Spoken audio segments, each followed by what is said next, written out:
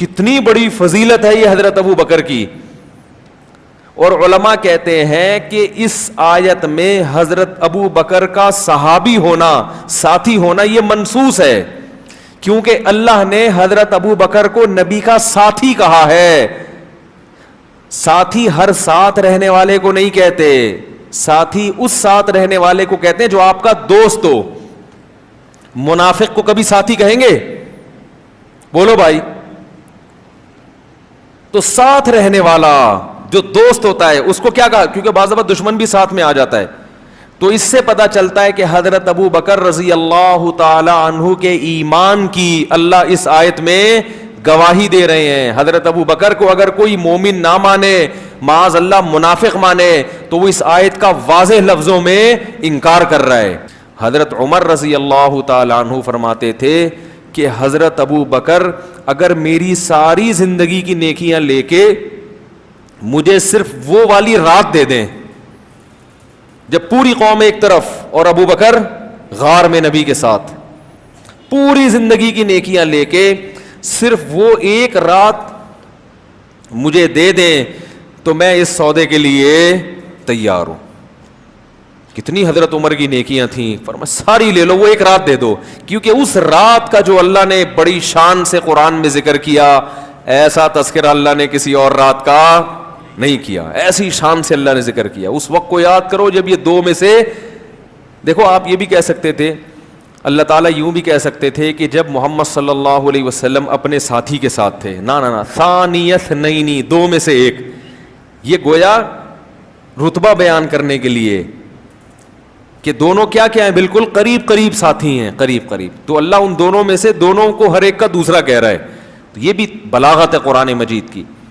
تو اسی وجہ سے علماء امت کا اجماع ہے کہ تمام پیغمبروں کے بعد سب سے بڑا مقام کس کا ہے؟ حضرت ابو بکر رضی اللہ تعالیٰ عنہ کا. بعض لوگ کہتے ہیں بھائی اہل بیت کو فضیلت ہونی چاہیے, نبی کے داماد تھے حضرت علی. ایک صاحب تقریر کر رہے تھے کہ ابو بکر اور عمر نے تو نبی کو اپنی بیٹی دی ہے اور حضرت علی کو نبی نے اپنی بیٹی دی ہے, تو فضیلت کس کی ہوئی؟ بھائی علی, حضرت علی کی فضیلت ہوئی کہ نبی اپنی بیٹی, ان کو بیٹی دینا مشکل کام ہے نا بھائی. بیٹی دینے میں تو 100 دفعہ سوچتا ہے انسان, لینے میں تو کہتا ہے چلو بھائی, وہ تو کہیں بھی شادی کر لیتا ہے. دینا بڑا مسئلہ ہے نا.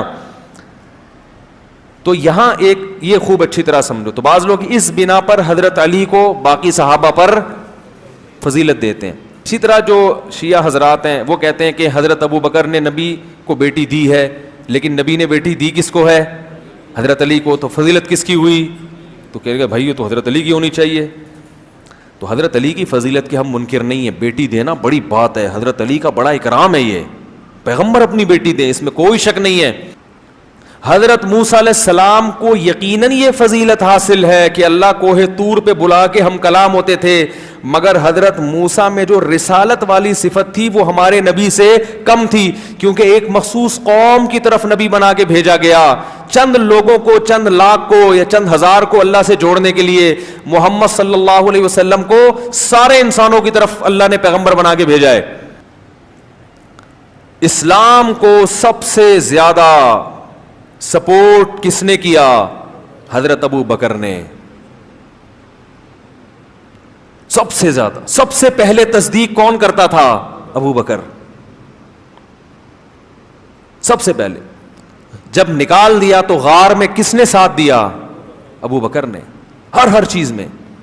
آپ کے بعض اہل بیت اس وقت ایمان نہیں لائے تھے, بعد میں لے آئے ایمان, یقیناً اچھی بات ہے. بعض حضرت علی رضی اللہ تعالیٰ عنہ کی عمر بہت کم تھی, یہ فضیلت ہے کہ وہ جلدی ایمان لے کر آئے.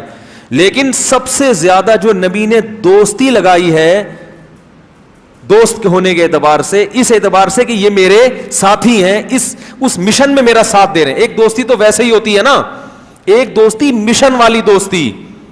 دیکھو آپ کوئی کاروبار شروع کرتے ہو تو کاروبار کو پروموٹ کرنے کے لیے جس سے سب سے زیادہ ہیلپ لیتے ہو تو اس بزنس میں وہ آپ کا سب سے بڑا یار ہوتا ہے. تو رسالت کا کام کرنے میں جس نے سب سے زیادہ نبی کی ہیلپ کی وہ کون تھے؟ ابو بکر. اور اس میں کوئی آپ کا ثانی نہیں بن سکتا. نبی صلی اللہ علیہ وسلم نے کہا وہ ابو جہل تھا یا پتہ نہیں ابو لہب تھا، تو وہ آیا نبی کے پاس، حضرت ابو بکر کے پاس، کہنے لگا کہ پتہ ہے تمہارے ساتھی نے کیا دعویٰ کیا ہے کہ وہ آسمانوں پہ گئے ہیں اور اس طرح سے جو ہے نا سیر کر کے آئے ہیں آسمانوں کی، اور رات کے تھوڑے سے حصے میں. اس کا خیال تھا اب تو ابو بکر بھی کہیں گے یار یہ تو کچھ غلط ہو گیا. تو ابو بکر رضی اللہ عنہ نے کہا کہ کیا واقعی انہوں نے یہ دعویٰ کیا ہے؟ اس نے کہا ہاں. وہ تو مذاق اڑا رہا تھا نا. انہوں نے کہا پھر سچ کا ہے. پھر کیا ہے؟ سچ کا ہے. ایسے موقع پہ ایسا ساتھ دینا. صلح حدیبیہ میں کیا ہوا ہے؟ دب کے شرائط قبول کی گئی ہیں نا، یعنی بظاہر دب کے ساری شرطیں مانی گئی ہیں. کس کی؟ اب ایک طرف 1400 صحابہ بیعت ہو رہے ہیں نبی کے ہاتھ پہ کہ ہم موت تک لڑیں گے. منظر بالکل یہ ہے کہ لڑائی والا، جوش میں آ گئے، لیکن جو شرائط طے کی وہ ساری کس کی مانی جا رہی ہیں؟ تو سب ایک طرف ہو گئے. سب کے دل میں ایک وسوسے آنے لگے کہ بھائی ہم تو دین برحق پر ہیں، یہ نبی صلی اللہ علیہ وسلم یہ کیسی شرطیں، یہ تو ہماری ذلت ہے. حضرت عمر بھی جوش میں آئے اور صحابہ بھی. لیکن جب ابو بکر سے پوچھا گیا، انہوں نے فرمایا اللہ کے رسول ہیں جو کر رہے ہیں صحیح کر رہے ہیں. تو ہر موقع پہ کس نے ساتھ دیا؟ سب سے زیادہ ساتھ تو سب نے دیا، لیکن سب سے زیادہ کس نے؟ ابو بکر نے. تو ٹھیک ہے حضرت علی یقیناً ہم ان کی خاک کے برابر بھی نہیں، نبی نے اپنی بیٹی دی، مگر یہ جزوی فضیلت ہے کہ نبی کی رشتہ داری ہو جانا، نبی کا نواسا ہونا، نبی کی اولاد میں ہونا، یہ جزوی فضیلت ہے. کلی فضیلت کیا ہے کہ نبی کے مشن میں نبی کا ساتھ سب سے زیادہ کس نے دیا. تو یہ فضیلت کس کے حصے میں آئی ہے؟ ابو بکر کے، زندگی میں بھی اور دنیا سے جانے کے بعد بھی. میں کراچی میں ایک ٹی وی چینل پر ہمارے ایک مولانا نے کہہ دیا کہ مولا علی تمام انبیاء سے افضل ہے. تو آپ کے راول پنڈی میں ایف آئی آر کٹ گئی. بولے وہ کراچی میں تھے اور ایف آئی آر یہ کٹی کہ یہ توہین انبیاء ہے. مولا علی کو انبیاء سے افضل کہنا توہین انبیاء ہے. پہلے تو مجھے یہ سمجھ میں نہیں آ رہا کہ مولا علی کو انبیاء سے افضل کہنا توہین انبیاء کیسے ہے. مسئلہ کہیں اور خراب ہے، اسے بچانے کے لیے یہاں بات ہو رہی ہے. مجھے تو سمجھ میں نہیں آ رہا کہ یہ انبیاء کرام سے اگر مولا علی کو میں افضل کہوں گا تو اس میں توہین کہاں ہے انبیاء کی. حضرت عیسیٰ مولا کے پیچھے، امام زمانہ کے پیچھے نماز پڑھیں گے تو اس میں حضرت عیسیٰ کی توہین کہاں ہے؟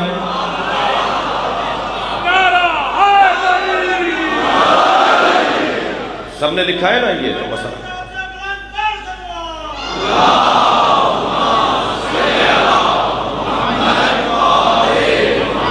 یہ تو پہلے تو یہ سمجھائیں یہ ہمیں کہ یہ توہین کہاں ہے. پھر انہوں نے رابطہ کیا کہ مولانا مجھے دوبارہ بلایا جا رہا ہے، میں کیا جواب جا کے دوں. تو میں کہیں سے کہیں جا رہا تھا، رستے میں تھا، گاڑی میں تھا، ہم نے کو وائس میسیج ایک جواب دیا کہ بھئی یہ بول دیجئے، یہ حدیث ہے، یہ حدیث ہے، یہ آیت ہے. اتنی آیات ہیں مولا کی افضلیت پر، اتنی حدیثیں ہیں مولا کی افضلیت پر. میں ایک مفتی صاحب کے ساتھ بیٹھا تھا، یہی والی گفتگو ہو رہی تھی. میں نے کہا مفتی صاحب یہ حدیث آپ یہاں ہے یا نہیں؟ علماء امتی افضل من انبیاء بنی اسرائیل، میری امت کے علماء انبیاء بنی اسرائیل سے افضل ہیں. کہنے لگا جی ہاں حدیث ہے. میں نے کہا اس کا مصداق کون ہے؟ تو اپنی ریش مبارک پہ ہاتھ پھیرتے ہوئے فرمانے لگے ہم امت مصطفیٰ کے علماء. نبی نے فرمایا میری امت کے علماء انبیاء بنی اسرائیل سے افضل ہیں، تو جب بات آپ کی آئے تو آپ افضل ہیں.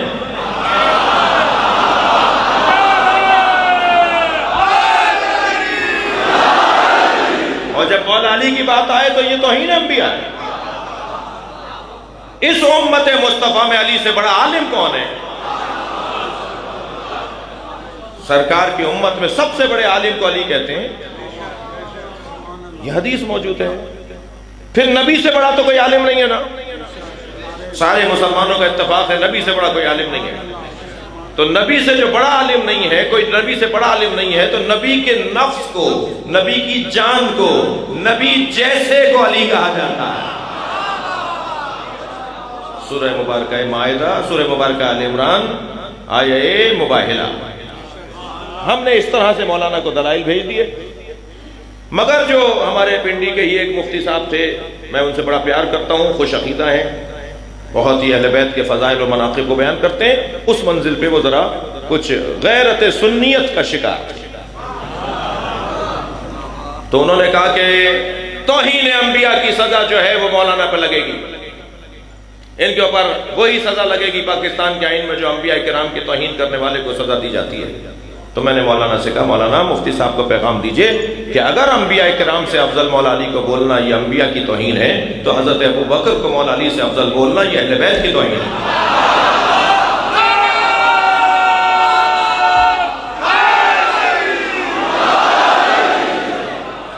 خود حضرت ابو بکر نے تو کبھی نہیں فرمایا میں علی سے افضل ہوں،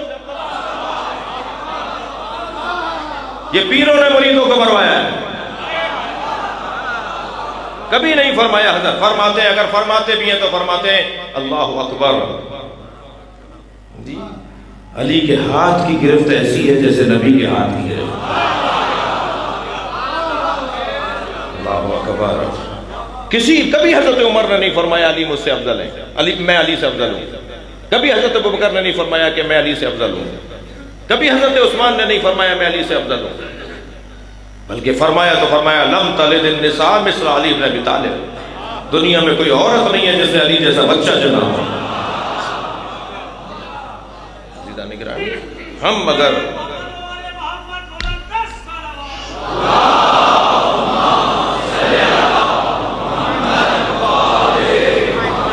وہ نور جس کی طرف اللہ ظلمتوں سے نکال کے لے جاتا ہے، وہ نور مولا علی کا وجود ہے، اہل بیت کا وجود ہے۔ وہ یہ گھرانہ ہے جن کی طرف میں اگر بڑھ جاؤں اور آشنا ہو جاؤں تو گویا میں نور سے وابستہ ہو گیا۔ وَاتَّبَعُوا نُورَ الَّذِي أُنزِلَ مَعَهُ، اس نور کی اتباع جو نبی کے ساتھ نازل کیا گیا ہے۔ لفظ بحث چھوڑ رہا ہوں، وقت تنگ ہو گیا۔ اتباع کا لفظ ہے، اطاعت کا لفظ نہیں ہے۔ اطاعت اقوال میں اور اتباع افعال میں۔ اتباع کرنی ہے نور کی۔ کوئی نور وہ ہے کہ جو کچھ کر کے دکھاتا ہو، یہ قرآن مراد نہیں ہے۔ قرآن مراد ہوتی تو اطاعت کا لفظ آتا، یہاں لفظ اطاعت نہیں آیا ہے، لفظ اتباع آیا ہے۔ میں اہل علم کے لیے جملہ کہہ رہا ہوں۔ یہاں ممکن ہے بعد میں کوئی کہے کہ یہاں نور سے مراد قرآن ہے، نور سے مراد قرآن نہیں ہے۔ نور سے مراد کوئی ایسا وجود ہے جو کچھ کر کے دکھائے، عمل انجام کر دے کر دکھائے تو اس کی اتباع کی جائے۔ وہ نور مولا علی کے ساتھ۔ اللہ صاحبان ایمان کو علی سے آشنا کرتا ہے، اللہ صاحبان ایمان کو حسین سے آشنا کرتا ہے۔ یہ کربلا نور ہے، یہ ذکر حسین نور ہے، ہمارے دلوں کو، ہمارے کردار کو، ہماری فکر کو منور کرتی ہے کربلا۔ ہمیں اندھیروں سے نکال کر روشنیوں کی طرف کربلا لے جاتی ہے۔